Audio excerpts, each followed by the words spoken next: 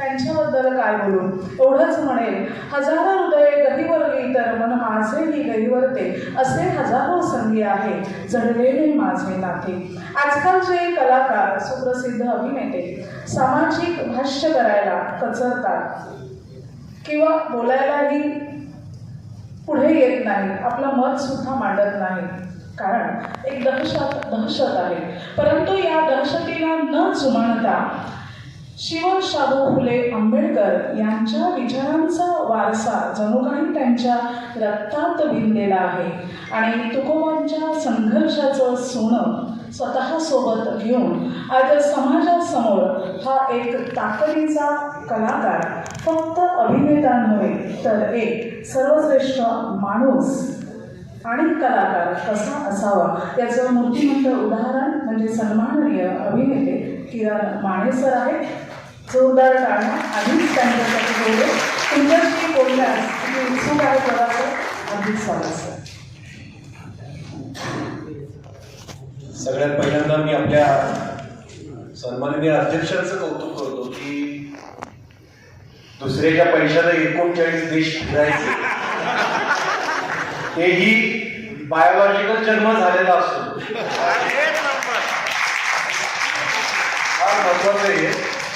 बऱ्याच जणांनी आता भिक्षा मागायला सुरुवात केली, त्यांना वाटतं 35 साल भिक्षा मागल्यानंतर असं फिरायला मिळतं, पण 35 वर्ष ज्ञान मिळाल्यानंतर सुद्धा असं फुकट फिरता येईल उदाहरण नाही. विचार मंचावरील सगळे मान्यवर आणि उपस्थित मित्रमैत्रिणींनो, सगळी माणसं समान आहेत, त्याच्यात वर्णभेद नाही. पशु पक्ष्यांमध्ये जशा जाती असतात तशा माणसांमध्ये नसतात. हे 2500 वर्षांपूर्वी म्हणून वैदिकांच्या वर्चस्वाला हादरा देणारे तथागत गौतम बुद्ध, महाराशी शिवे कोपे ब्राह्मण तू नव्हे तया प्रायचित्त काही देह त्यागिता नाही अशी गर्जना करत कर्मठ धर्म मार्तंडांसमोर दंड थोपटून आव्हान देणारे जगद्गुरु संत तुकोबाराया, कष्टकरी गोरगरीब रयतेला गुलामगिरीतून बाहेर काढण्यासाठी 18 पगड जातीच्या मावळ्यांचा हात हातात घेऊन स्वराज्याची निर्मिती करणारे छत्रपती शिवाजी महाराज, कुठलाही धर्म हा देवाने निर्माण केलेला नाही. चातुर्वर्ण्य आणि जातीभेद ही माणसाची निर्मिती आहे हे सत्य बेधडकपणे सांगणारे आणि बहुजनांना शिक्षित करण्यासाठी आपलं आयुष्य खर्ची घालणारे महात्मा फुले, सावित्रीबाई फुले,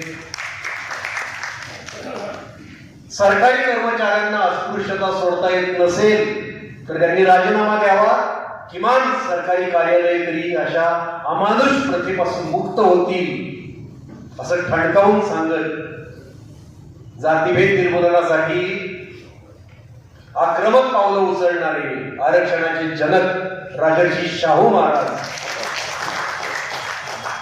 आणि या सगळ्या महामानवांच्या संघर्षावर कळस चढवणारे राजवाड्यात जन्माला आलेला राजपुत्र असो किंवा झोपडी जन्माला आलेलं कष्टकऱ्याचं लेकरू असो, दोघांनाही समान न्याय देणारं संविधान निर्माण करणारे विश्वरत्न डॉक्टर बाबासाहेब आंबेडकर या आपल्या सगळ्या महान पूर्वजांचं मी आजच्या दिवशी कृतज्ञतापूर्वक स्मरण करतो.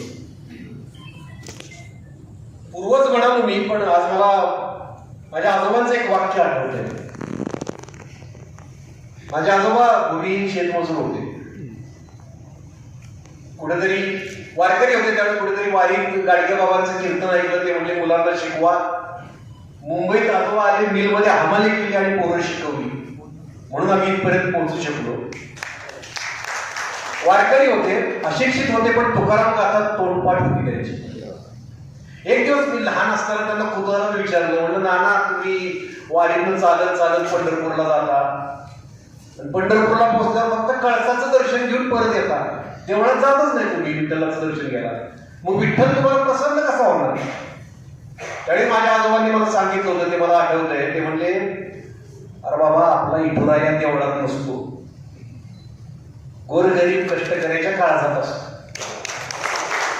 तुला इतराला प्रसन्न करून घ्यायचंय का, तर भुकेल्याला अन्न देत जा, ताणलेल्याला पाणी देत जा, इतराला प्रसन्न होईल. आज ही मॅच्युरिटी आल्यानंतर मला लक्षात येत आहे की ताणलेल्याला पाणी देणं हाच खरा धर्म असं सांगणारा वारकरी संप्रदाय हा धर्माच्या नावाखाली पाण्यालाही स्पर्श करून न देणाऱ्या मनुवादी व्यवस्थेविरुद्धचा खरा विद्रोह होता. हाच विद्रोह, याच विद्रोहाची आग पुढे जाऊन प्रखर केली ती डॉक्टर बाबासाहेब आंबेडकरांनी. 14 तळ्याचा सत्याग्रह हा फक्त पाण्यासाठी नव्हता, सगळेच सांगतात. माणसाला माणसात आणण्यासाठी सुरू केलेला तो क्रांती संग्रह होता. काय विचार करताना मला असं जाणवतं की ती विचारधारा किती नीच असेल, ज्या विचारधारेत तहानल्या माणसाला पाणी देणं एवढी माणुसकी सुद्धा नव्हती. माणसात उच्च नीच ठरवून भेद करणारी, आपल्यातच काही लोकांना शूद्र ठरवून त्यांना पाण्यापासून शिक्षणापर्यंत सगळ्या गोष्टींपासून वंचित ठेवणारी, माणसाला जनावरांपेक्षा वाईट वागणूक देणारी, घृणास्पद आणि लाजिरवाणी विचारधारा दुसरी कुठली नसेल. कायम मला असं वाटतं. आणि आमच्या मी ज्या क्षेत्रात काम करतो ना, आता मला कलाकार म्हणून तुम्ही सगळ्यांनी डोक्यावर घेतलंय, तर त्या क्षेत्रात या विचारांचे जवळजवळ 90% लोक आहेत. 10% सगळेच गप्प आहेत घाबरून. त्यातले एक महान नट आहेत त्या विचारधारेचे, ज्या विचारधारेचं मी तुम्हाला सांगितलं, त्या विचारधारेचे महान नट आहेत की असे काय त्यांचे मनुवादी विचार त्यांच्या सोशल मीडियावर मांडत असतात. त्याला आम्ही नथुरामी नट म्हणतो. ठीक आहे ना, नट म्हणून चांगला असेल, पण ही विचारधारा मी तुम्हाला सांगतो फक्त त्याचं एक उदाहरण देतो की त्याची मुलगी पायलट झाली. चांगल्या आनंदाची गोष्ट आहे, मुलगी पायलट झाली, शिकली. त्यानं सोशल मीडियावर पोस्ट केली. म्हटलं बाबाला कौतुक असतं, मी सुद्धा केली असते पोस्ट, मी सुद्धा माझ्या मुलीचं कौतुक करतोच सोशल मीडियावर. पण त्या पोस्ट मध्ये जरा काय केलं की मुलीचं कौतुक करता करता आरक्षण घेणाऱ्यांना टोमणे मारले. माझी मुलगी आरक्षण न घेता इथपर्यंत पोहोचली याचा मला अभिमान आहे असं लिहिलं त्यानं. मग मी त्याला उत्तर दिलं. आता मग मला उत्तर देणं भाग होतं. एकदा मला या आक्रमक उत्तरांवरून माझ्यावर खूप टीका होते. म्हणून तू डॉक्टर बाबासाहेब आंबेडकरांचे विचार सांगतो, शिवरायांचे, आणि इतका आक्रमक बोलतोस. एकदा राही भिडे मॅडमने मेसेज केला होता की मला बाबासाहेब आंबेडकरांची आक्रमक टायटल्स आहेत ती सगळी मला पाठवून त्यामध्ये सांगतो आंबेडकरांची आक्रमकता काय होती ती, त्याच्यापेक्षा खूप कमीच मी दाखवतो. पण मी त्यावेळी त्याला लिहिलं की बाबा रे, तुम्ही आपण जे टिपिकल प्रत्येक वेळी बोलतो की 5000 वर्ष तुम्ही आरक्षण घेतलं, 100% आरक्षण घेतलं. अरे समाजातल्या एका घटकाला पाण्याच्या एका थेंबासाठी हजारो वर्ष संघर्ष करायला लावला तुम्ही. त्या समाजाच्या उद्धारासाठी त्यांनी आरक्षण दिलं, ठीक आहे. पण दुसरी एक गोष्ट लक्षात ठेव म्हटलं की त्यांनी मनुस्मृती जाळली. त्या अत्यंत केळसवाण्या आणि अत्यंत काय म्हणतात माणूस गाण्या, त्या माणूस गाण्या पुस्तकाची राखराखोळी जर बाबासाहेबांनी केली नसती तर तुझी मुलगी पायलट झाली नसती. कारण मनुस्मृतीनुसार शूद्रांपेक्षा वाईट वागणूक स्त्रियांना आहे. आता तो जो नट आहे किंवा मी आहे, असा जो आमच्यातला संघर्ष आहे आमच्या क्षेत्रातला, तो प्रातिनिधिक आहे. तो या भूमीतला मूळ संघर्ष आहे. या भूमीतला मूळ संघर्ष हिंदू मुसलमान नाही. या भूमीतला मूळ संघर्ष ब्राह्मण्यवाद विरुद्ध बहुजनवाद आहे, समता विरुद्ध विषमता आहे. आपल्याला तो भाऊ केलाय हिंदू मुसलमान. आपल्या सगळे महामानव आहेत ना, तथागत बुद्धांपासून तुकोबारायांपर्यंत, शिवरायांपासून भीमरायापर्यंत यांनी हीच विषमता या मातीतून उघडून फेकून दिली आणि क्रांती केली. पण काय आहे की हे जे विषारी साप आहेत ना मनुवादी, हे प्रत्येक क्रांतीनंतर बिळात लपून बसतात, संधीची वाट बघतात. संधी मिळाली की मिळालं बाहेर येतात, दंश करतात, सगळं वातावरण विषारी करून टाकतात. त्याला प्रतिक्रांती म्हणतो आपण, ही प्रतिक्रांती होते. म्हणून बाबासाहेब म्हणतात की आपला इतिहास हा क्रांती आणि प्रतिक्रांतीचा इतिहास आहे. छत्रपती शिवाजी महाराज या आपल्या महामानवांना, या मनुवादी व्यवस्थेनं मुस्लिम द्वेष्टा असं हत्यार म्हणून वापरलं. खरं तर छत्रपती शिवाजी महाराजांनी कुठल्याही धर्माचा, कुठल्याही जातीचा द्वेष केलाच नाही, कधीच केला नाही. अहो बघा, मी तुम्हाला सांगितलं 18 पगड जाती होते त्यांच्याबरोबर. रामोशाचा बहिरी नाईक होता, नागाचा शिवा काशीद होता, महाराजचा नागनाथ खंडू होता, मांगाचा येलाजी मोठे होता, कुणब्याचा तानाजी मालुसरे, कायस्थाचा बाजी प्रभू देशपांडे. 18 पगड जाती त्यांनी एकत्र घेतल्या आणि मनुवादी व्यवस्थेला लाथ मारली. चातुर्वर्ण्य नाकारलं त्यांनी सोबत घेतल्या 18 पगड जाती. मनुस्मृतीतली सिंधुबंदी नाकारून त्यांनी या भूमीतलं पहिला आरमार उभारलं, सिंधुदुर्ग. मनुवाद्यांचा विरोध डावलून राज्याभिषेक करून घेतला आणि धर्मसत्ता ताब्यात घेतली. मी आता एक शो करतोय, किरण माने शो, स्टोरी शिवराज्याभिषेकाची. सगळीकडे महाराष्ट्रात असतोय, मुंबईत येईल त्यावेळी नक्की बघायला या तुम्ही. छत्रपती शिवाजी महाराजांच्या राज्याभिषेकाला या लोकांनी कसा विरोध केला ते पुराव्यांसहित मांडले. राज्याभिषेक का करायचा होता त्यांना, का करून घेतला, आणि राज्याभिषेकानंतर धर्मसत्ता आवाक्यात आल्यानंतर त्यांनी काय काय निर्णय घेतले हे सगळे मी दाखवून सांगितलंय. धर्मसत्ता ताब्यात घेणारं पहिलं शूद्राचं पोर होतं. त्यांनी मूळ संघर्ष. तर महाराजांच्या नंतर ही शिवशाहीवर घाला घालून काय आलं, पेशवाई आली. जर हिंदू मुस्लिम वाद असतं मोगलाई आली असती. पेशवाई का आली याचा आपण आपल्या धडावर आपलं डोकं घेऊन विचार करायचा. मग महाराजांनी ज्या 18 पगड जातींच्या हातात तलवारी दिल्या होत्या, ढाली दिल्या होत्या, आपल्या गड किल्ल्याच्या रक्षणाची जबाबदारी दिली होती, त्यांच्या पुढच्या पिढ्यांच्या कमरेला खराटा आला, गळ्यात मडकं आलं, पुन्हा विषमता आली, प्रतिक्रांती झाली. मग बाबासाहेबांनी आधुनिक काळात पुन्हा क्रांती केली, संविधान आणलं, सगळी माणसं समान केली. आता आपण आत्ताच्या काळात येऊया की बाबा शिवशाहू फुले आंबेडकरी विचार अंगी बांधलेले, त्या विचारांचे वारसदार म्हणून आता आपण इथं जमलो सगळे आणि 14 काळ्या सत्याग्रहाची शताब्दी साजरी करतोय आपण. पण ही साजरी करत असताना आपल्या भोवती प्रतिक्रांतीचं वादळ भोगावं लागलंय, सगळ्यांनाच मान्य असं. तर आता आपण या महामानवांच्या विचारांचे वारसदार म्हणून या प्रतिक्रांतीचा मुकाबला कसे करणार आहोत, त्याचा सामना कसे करणार आहोत, याचा विचार आता या शताब्दी वर्षाच्या निमित्तानं आपण केला पाहिजे.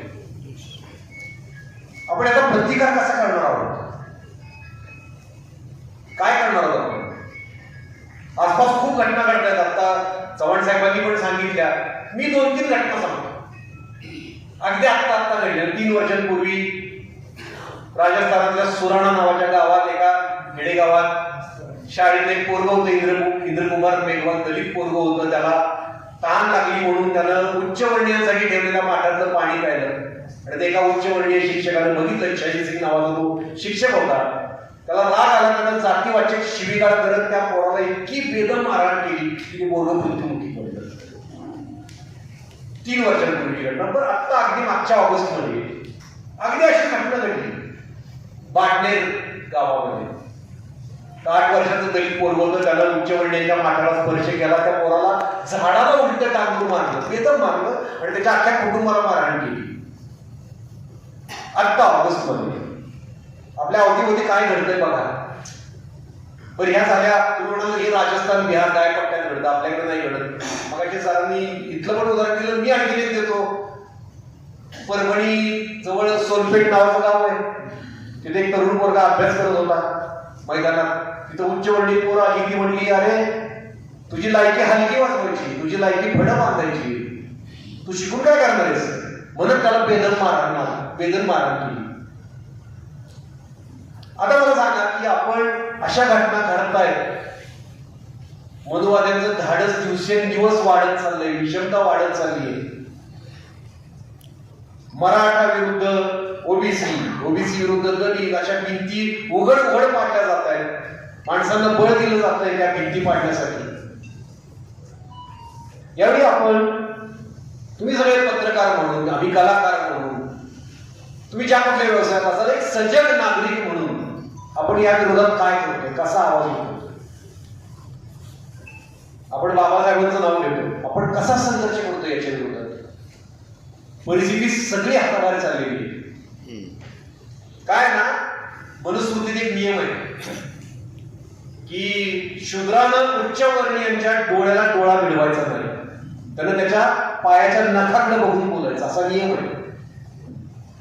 बाबासाहेबांनी संविधान आणलं आणि आपल्याला नजरेला नजर मिळवायची ताकद दिली, जाब विचारायची ताकद दिली, पण ती ताकद आपण वापरतच नसतो. तर आपण कुठल्या तोंडाला जय भीम म्हणायचं? ती ताकद वापरली पाहिजे ना. एक वाक्य आपण सगळ्या भाषणात अगदी घसा खरवडून सांगतो, आपण म्हणतो शिका, संघटित व्हा, संघर्ष करा. पण बाबासाहेबांना, आता बाबासाहेबांचं एक एक वाक्य, महान प्रचंड ज्ञानी माणूस होता तो. ते साधं वाक्य नाही येत ते, त्याचं इंटरप्रिटेशन काय आहे त्याचं ते समजून घेतच नाही आपण, फक्त वाक्य पाठ केले आपण. शिका म्हणजे शिका, शिका म्हणजे शिका नाही, शिकतात तर सगळे जातात. तुम्ही तुमच्या पदव्या घेणं, डिग्री मिळवणं, इंजिनियर डॉक्टर होणं म्हणजे शिका नाही. आणि शिक्षण म्हणजे काय, आपल्याला काय असतं? कॉम्रेड गोविंद पानसरे विचारायचे ना, म्हणायचे इथं विद्यार्थी तयार होत नाही, विद्यार्थी नसतात कॉलेजमध्ये, परीक्षार्थी असतात. परीक्षेपुरता रट्टा मारायचा, किती मार्काला काय आहे, 14 मार्काचं सरासरी 5 मार्काला होतं. ज्ञान घेण्याची प्रक्रियाच होत नाही आपल्याला. शिका म्हणजे ज्ञान घ्या, हे बाबासाहेबांनी सांगितलं होतं आपल्याला. 22 ज्ञान शाखांच्या पदव्या होत्या त्यांच्याकडे, ती काय घोकंपट्टी केली होती त्यांनी. आपली परीक्षा म्हणजे 3 तास पाठांतराची परीक्षा असते, ज्ञानाची परीक्षा कधीच होत नाही. शिका म्हणजे ज्ञान घ्या. मेंदू सगळ्यात पॉवरफुल अवयव आहे माणसाकडे. जनावरांपेक्षा आपल्याला जाब विचारू शकतो, प्रश्न विचारू शकतो, आणखी विकसित करू शकतो. किती विकसित करू शकतो बाबासाहेबांनी दाखवून दिले आपल्याला. 22 ज्ञानशाखा, काही आंतरराष्ट्रीय खायचं काम नाही, त्यांनी दाखवून दिलं. तो मेंदूच आज आपण घाण टाकला, आपण शिकलोय फक्त. म्हणजे फक्त आपण बाकी सगळं मेंदूत काय, तर व्हॉट्सअप, न्यूज चॅनल, प्रोपगंडा, सिनेमांनी जे शिकवला इतिहास तोच आपण मेंदूत भरून घेतोय. इतका पॉवरफुल अवयव त्याचा आपण डस्टबिन बनवलंय, कचरा कुंडी बनवली. म्हणजे मी ज्यावेळी राहिलं, मी आता नाटक करतोय स्टोरी शिव राज्याभिषेकाची, त्यात मी पुराव्यासहित राज्याभिषेकाचा इतिहास सांगितलाय. त्यात मी काही बाबासाहेब आंबेडकरांचे पुरावे दिले होते. डॉक्टर बाबासाहेब आंबेडकरांनी याविषयी काय लिहिले, तर एक IAS अधिकाऱ्यांचा मेसेज आला माझ्या एका मित्राला, डॉक्टर बाबासाहेब आंबेडकरांचा यांच्याशी काय संबंध, शिवराज्याभिषेकाशी, त्यांचा इतिहासाशी काय संबंध? म्हणजे बघा, IAS अधिकारी येतो, ज्ञान शून्य. त्याला मी लिस्ट पाठवली सगळी, हे वाच बाबा, पुस्तकं वाच. असाच काहीतरी करून IAS झाले पेपर लीक म्हणतो, तो वाच. ज्ञान घेतलं जात नाही आपल्याला. ज्ञान हा प्रॉब्लेम आहे सगळ्या क्षेत्रात. आमच्या कलेच्या क्षेत्रात पण हेच आहे. घोकंपट्टी, डायलॉग पाठ करायचे आणि बोलायचं. ज्ञानी नटच नाहीत आपल्याला. जे पूर्वी होऊन गेले, खेळूपुले, श्रीराम लागू वगैरे, ते अलीकडच्या काळात. ज्ञान घेण्याची प्रक्रिया काय आहे? आणि नुसती पुस्तकं नाही, समाज वाचला पाहिजे, माणसं वाचली पाहिजे, समाज व्यवस्था. मग आपल्याला न्यूज चॅनल मध्ये सांगताय ते खरं का खोटं कळतं आपल्याला. आता मग आम्ही गप्पा मारत बसलो होतो, मला आपले जहा साहेब शॅडो आर्मी पुस्तक लिहिलं, मी लगेच ते मागवून घेतलं. लगेच मी ते वाचलं नव्हतं, मला वाईट वाटलं की एवढं चांगलं पुस्तक आपल्या वाचनात कसं आलं नाही. मी सहज जरा ब्लर्ट बघितला, तर त्यात शॅडो आर्मीज म्हणजे काय ते सांगितले त्यांनी. मी काय ते डिटेलमध्ये सांगत नाही, पण काय अशा संघटना असतात ज्या संघटनांनी आता थैथयात मांडलेला आहे, त्या संघटनेचे काही शॅडो आर्मीज असतात. त्यांना काही वाईट कृत्य करायचं असलं तर काही संघटनांना पुढे करतात ते. तसं आजकाल न्यूज चॅनलला कुणाविषयी काही वाईट बोलायचं तर काही अशी टाळकी पुढे केलेली असतात, त्यांना वाईट बोलायचं फक्त एखाद्या माणसाविषयी, आणि ते आपण न्यूज चॅनल मधनं बघायचं. त्यांनी सांगितलं की आपण ते मेंदूत भरून घ्यायचं. प्रोपगंडा सिनेमात अक्षरशः धादार्थ खोटा इतिहास सांगितला जातो, तो आपण मेंदूत भरून घेतो. आपण मेंदूत काय भरून घेतो? मग पहिलंच जे शिकाच संघटित वा संघर्ष करामध्ये पहिलं शिकाच आपण नीट करत नाही, नुसती घटना देतोय. आणि मग आपल्याला काही ज्या गोष्टी घडत आहेत त्याचा अर्थ लागत नाही, मग आपण काय करायचं, त्याच्यावर कसं व्यक्त व्हायचं ते कळत नाही. संघटित व्हा. संघटित व्हायच्या मागे काय आहे, काय त्यांना अपेक्षित होतं, कुणी संघटित व्हायचं? अन्याय ज्यांच्यावर होतोय, अन्यायग्रस्तांनी संघटित व्हायचंय ना. आपण अन्याय करणाऱ्यांच्या बरोबर युती नाही करायची, त्यांच्याबरोबर संघटन करून काय उपयोग आहे?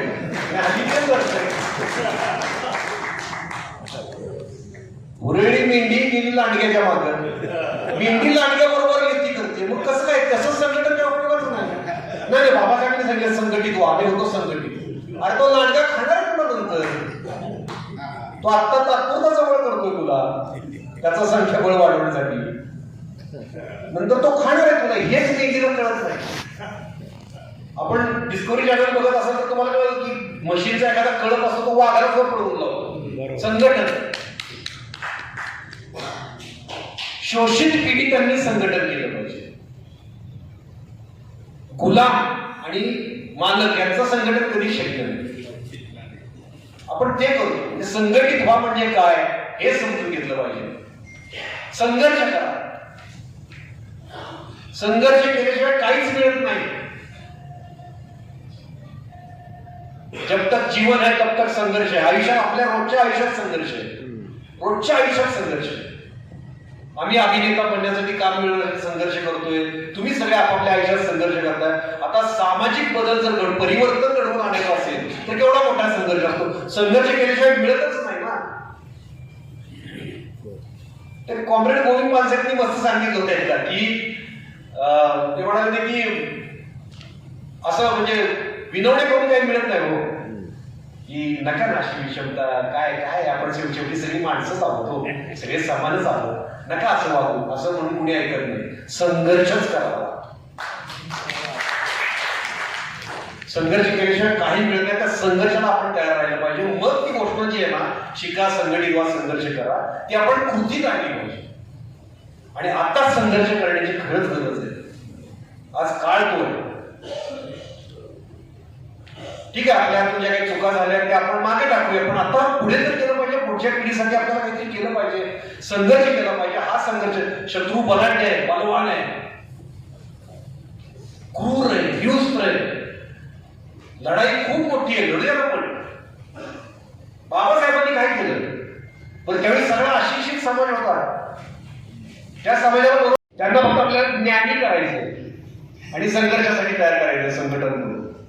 आणि अवघड नाही, आपण सगळ्यांनी मिळून यासाठी झटलं पाहिजे, प्रयत्न केले पाहिजे. मला बरं वाटतं की किमान 2.5-3 तास तुम्ही इथं बसता. काही ठिकाणी आपण कंटाळलो, हे झालं, पण तुम्ही हल्ला नाही, कारण विचारांची प्रामाणिक आहे आपण सगळे. अशी माणसं जोपर्यंत आहेत ना तोपर्यंत निराशा येणार नाही.